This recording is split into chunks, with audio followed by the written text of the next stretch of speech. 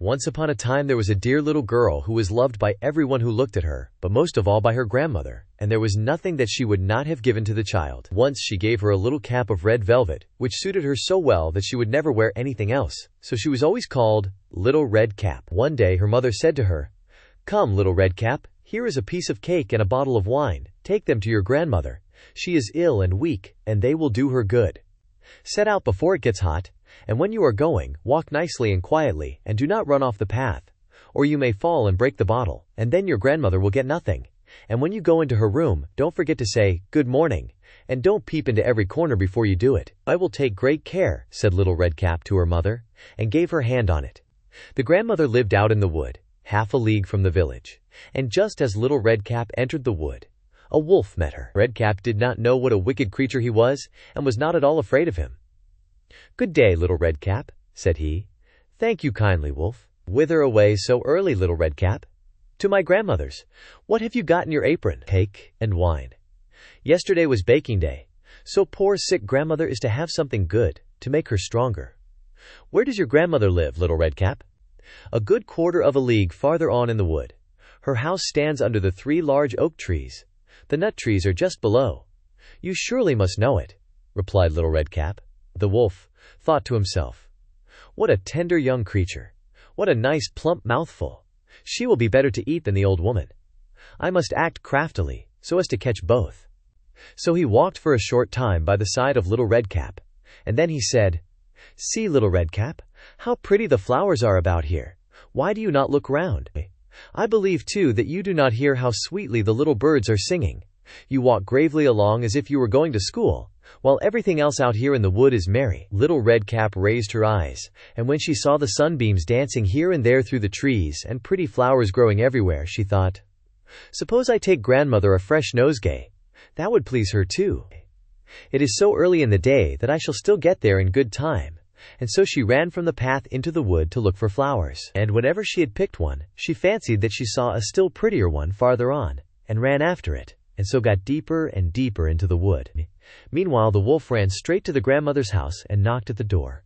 "Who is there?" "Little Red Cap," replied the wolf. "She is bringing cake and wine. Open the door." "Lift the latch," called out the grandmother. "I am too weak, and cannot get up." The wolf lifted the latch.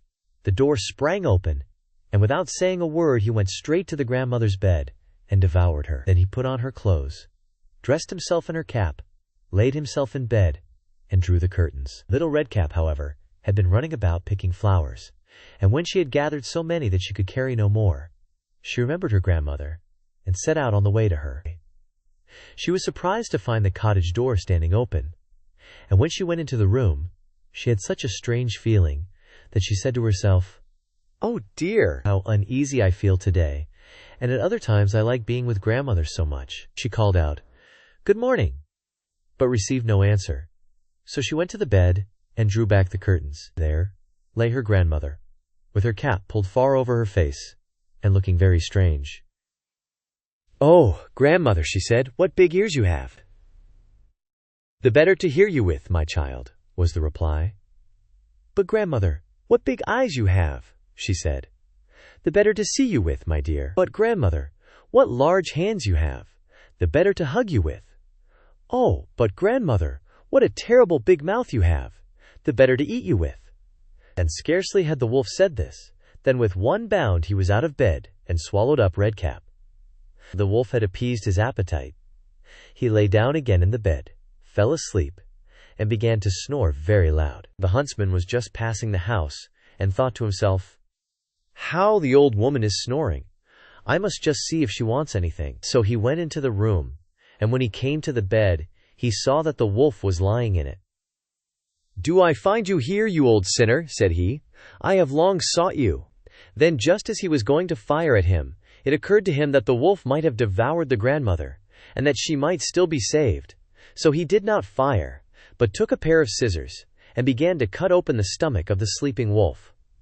When he had made 2 snips, he saw the Little Red Cap shining, and then he made 2 snips more, and the little girl sprang out, crying, "Ah, how frightened I have been!" How dark it was inside the wolf, And after that the aged grandmother came out alive also, but scarcely able to breathe. Redcap, however, quickly fetched great stones with which they filled the wolf's belly, and when he awoke he wanted to run away, but the stones were so heavy that he collapsed at once, and fell dead. Then all three were delighted. The huntsman drew off the wolf's skin and went home with it. The grandmother ate the cake and drank the wine which Redcap had brought, and revived.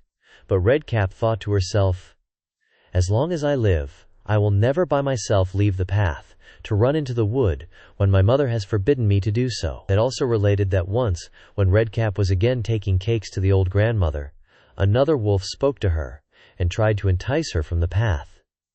Redcap, however, was on her guard, and went straight forward on her way, and told her grandmother that she had met the wolf, and that he had said, "Good morning," to her, but with such a wicked look in his eyes, that if they had not been on the public road, she was certain he would have eaten her up.